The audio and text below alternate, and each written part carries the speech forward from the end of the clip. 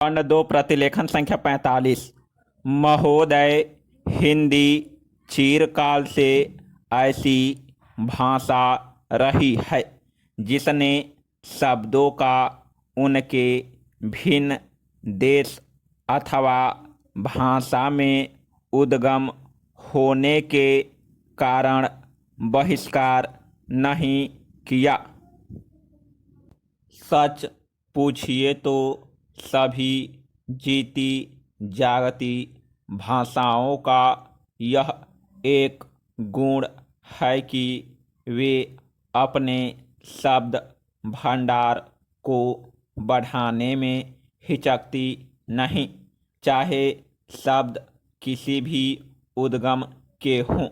उन पर अन्य भाषाओं का प्रभाव पड़े बिना नहीं रह सकता, क्योंकि सभी जीती जागती भाषाओं में आदान प्रदान होता ही रहता है। इसलिए जब हम हिंदी को भारत के लिए एक सार्वभौम भाषा बनाना चाहते हैं तो प्रादेशिक भाषाओं के शब्दों और मुहावरों के लिए भी द्वार खुला रखना चाहिए। मैंने ऐसे कई लोगों के लेख देखे हैं जो हिंदी भाषी नहीं हैं और जिन्होंने हिंदी का अभ्यास राष्ट्रीय कामों के लिए ही किया है। उनके लेखों में कुछ ऐसे शब्द और मुहावरे देखने में आए हैं जो अर्थ तो स्पष्ट कर देते हैं, पर आधुनिक हिंदी में प्रचलित नहीं हैं।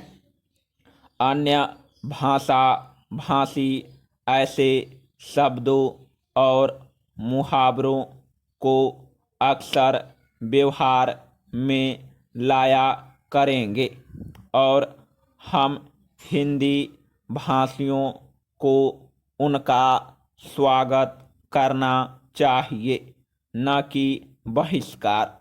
हिंदी सच्चे अर्थ में राष्ट्रभाषा तभी होगी जब भारत के सभी निवासी इसके साथ प्रेम करने लगेंगे और इसकी उन्नति में अपना गौरव मानने लगेंगे।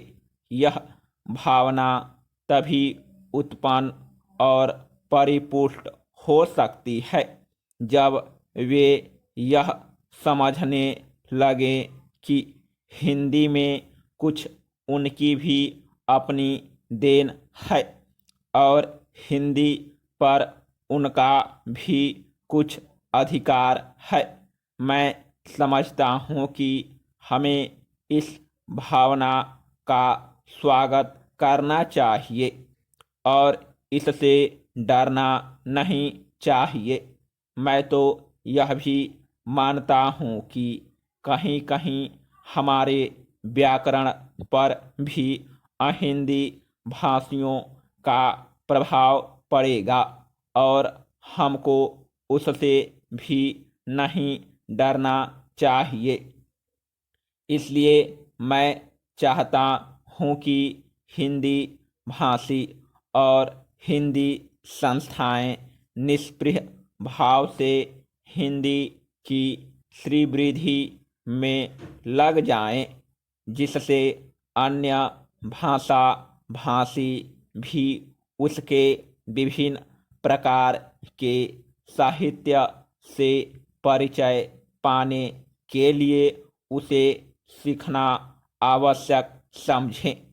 जिस प्रकार आज कोई भी विद्वान आधुनिक विज्ञान से परिचय प्राप्त करने के लिए यूरोपीय भाषाओं का अध्ययन करना आवश्यक समझता है, यदि केवल काव्य अथवा ललित कला संबंधी ग्रंथ ही यूरोपीय भाषाओं में होते तो हमको उन भाषाओं को सीखने की शायद आवश्यकता भी न होती, पर विज्ञान से परिचय प्राप्त करने के लिए उन भाषाओं का जानना अनिवार्य हो गया है।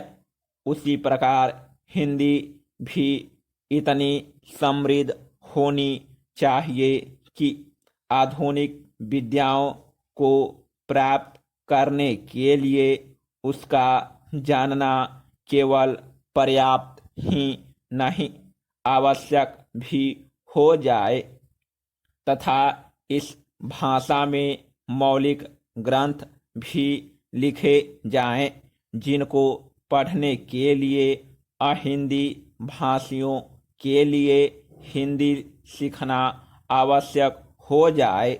जितनी बड़ी संख्या हिंदी जानने वालों की है, उतनी बड़ी संख्या संसार की 2-3 भाषाओं के बोलने वालों की है।